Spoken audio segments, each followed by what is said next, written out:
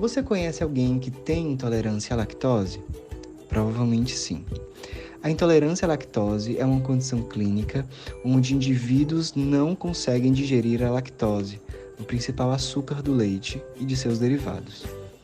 Bom, relembrando, a lactose é um carboidrato formado pela união da glicose e da galactose, ou seja, acaba sendo um disacarídeo. No intestino delgado, este disacarídeo precisa sofrer digestão e ser quebrado por uma enzima digestiva chamada lactase. Essa enzima quebra a lactose em glicose e galactose, dois monossacarídeos. Isso é fundamental porque o intestino só é capaz de absorver açúcares na sua forma monomélica. Mas algumas pessoas não possuem a enzima lactase no organismo e assim perdem a capacidade de digerir a lactose. Quando a lactose não é digerida de forma correta, ela também não será absorvida pelo intestino e passa a se acumular no trato gastrointestinal. O acúmulo de lactose no intestino aumenta a osmolaridade lá dentro, e isso atrai água e eletrólitos para o lúmen e causa também o aumento dos movimentos peristálticos. O resultado é a rápida passagem de água para o intestino grosso, o que causa o quadro típico de diarreia da doença, e o aumento dos movimentos do intestino é o que causa a cólica e o enjoo. Além disso, no intestino grosso, a lactose é metabolizada pelas bactérias intestinais, que utilizam a lactose de uma forma diferente, fazendo a fermentação. Com a fermentação, são formados ácidos graxos voláteis ou de cadeias curtas, dióxido de carbono e gás hidrogênio, que provocam um quadro de flatulências e distensão abdominal, que causa mais cólica. Todo esse processo também é responsável pelo mal-estar que os intolerantes à lactose sentem após sua ingestão, com surgimento de dor abdominal e enjoos associados ao peristaltismo elevado.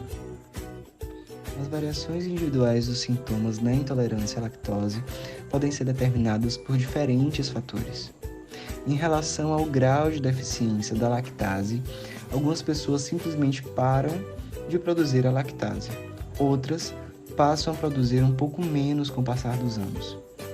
Lembrando-se que a lactase é uma das enzimas do intestino presente em menor concentração, o que torna ela sensível aos desequilíbrios do funcionamento intestinal, contribuindo para a instalação do quadro de intolerância à lactose. Assim, a gravidade dos sintomas vai ser determinada pela quantidade de produtos lácteos consumidos, além de variações individuais na velocidade de esvaziamento gástrico, no tempo de trânsito intestinal e na capacidade das bactérias do cólon de metabolizar o disacarídeo.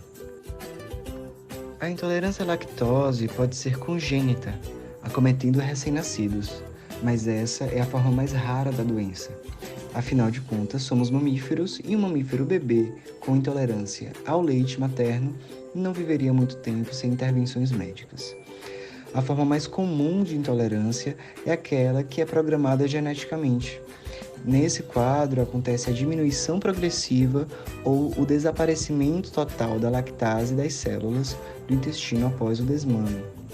Além disso, causas secundárias podem gerar o quadro de intolerância à lactose temporária. É o que acontece em infecções intestinais ou cirurgias. A doença é mais comum em negros e asiáticos, ocorrendo em menor proporção em populações brancas. Sua frequência é alta na população brasileira, provavelmente devido à nossa grande miscigenação. O diagnóstico é clínico e a suspeita começa com o surgimento dos sintomas logo após refeições ricas em alimentos lácteos. Então, se você costuma sentir cólicas, náuseas, flatulências ou diarreia após beber leite, comer aquela pizza ou um bolo de chocolate com sorvete, vale a pena realizar o teste de tolerância à lactose.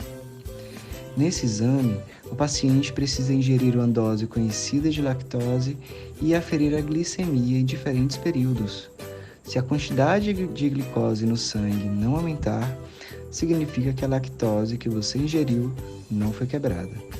Um forte indício de intolerância à lactose.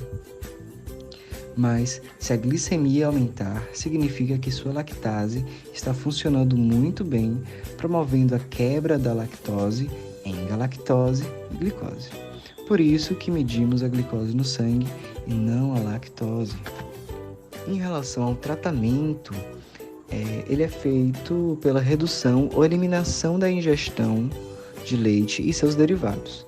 E isso costuma ser suficiente para acabar com sintomas. Outras opções são consumir ingredientes sem lactose ou acrescidos da enzima lactase. Atualmente, também temos alguns medicamentos no mercado com a enzima lactase que devem ser consumidos sempre antes das refeições para garantir que a enzima encontre a lactose.